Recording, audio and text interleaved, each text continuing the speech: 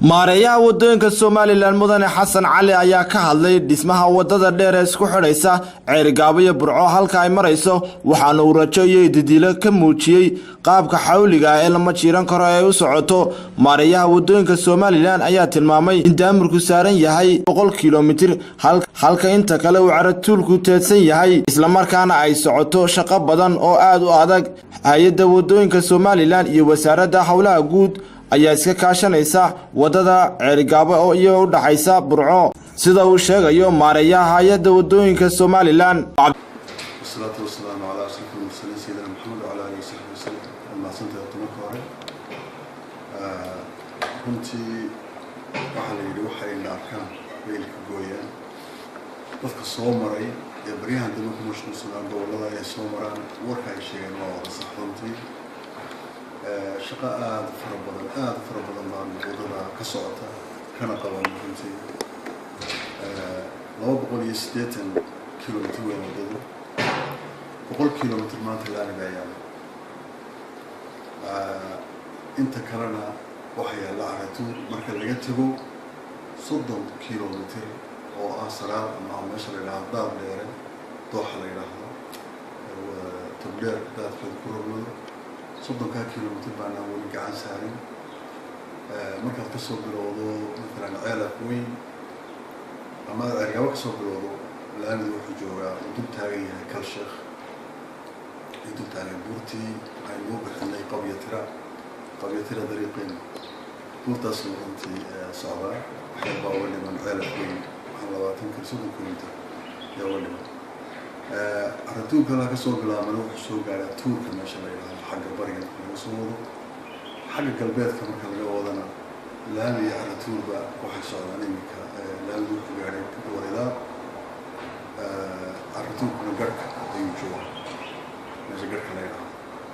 أنت هدينا حرجينا إن بدها نصوص على إسكول الحين هذه الهيئة وضع سوى حوارت وضع كنتي شغلك الشيء لعقتك الشيء جهدي قريبا أي ومضي مهدين دونتاين وفنتي وأولا قلبي أنا كفاني لما أنت مركز مقطع وزارة هونا ووكالة وستكتو أنا وكالة مارية هدية يوزير كي وزارة هونا مدن علي وحن لا هي ومشارين يضطر كنتي إن وضعسي أي كدود هاي كنتي وقت اللي وضع مريكا قبل ما وضع خلاص وقت ضمار لمن لكن شغل في عم بكسوات رنتي شغلات في عن ويد الدين بكسوات geesta kale maareeyuhu waxa uu shacabka Soomaaliland ugu baaqay inay ka qayb qaataan dhismaha wadada Ceerigaabo maanta meel aad u wanaagsan maraysa isagoo qurba joogtii dadkii qaadhanka bixin jireen tilmaamay inay farihii dib uga laabteen waxaana uu yiri shacabka Soomaaliland waxa ugu baaqay runtii haddaynan inagu isku kalsoonaanin haddaynan inagu wax qabsanin cid wax noo qaban mayso wayna muuqataa inaan wax qabsanin wadada inta leeg cid wax nagu darsatay ma jirto waa juhdigeena dawladahan iyo shacabaan juhdigeena gashay cid wax nagu sheeganaysa ma jirto runtii wax lagu faano oo rajo weyn gelinaysa waxaan leeyahay shacabkeena taana inaan ka saxano ma runtii waxa la wixii la tari karay la taro muxuu ahaa hatta hadalka wanaagsan ayaa runtii wax qabad haddii wax la geeyo ninkii wax bixin kari waayo hadalka wanaagsan ee dhiirigelinta shaqaalaha meesha ka shaqeynaya dadka ku hawlan ay gelinayaan baa runtii wax qabada waxaan rajeynayaa in shacabku ay arinta aad ugu taageeraan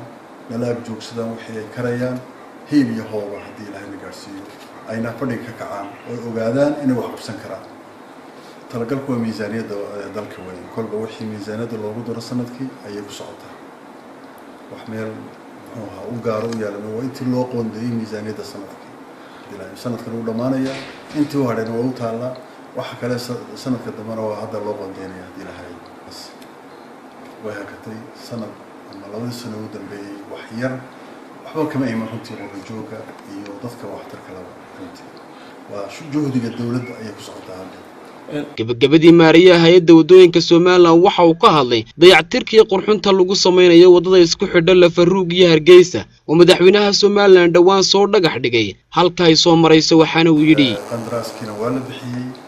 ninkii qaatayna runtii qaban qaabadiisii uu dhameystiray waxaan rajeynaynaa maalmaha soo socda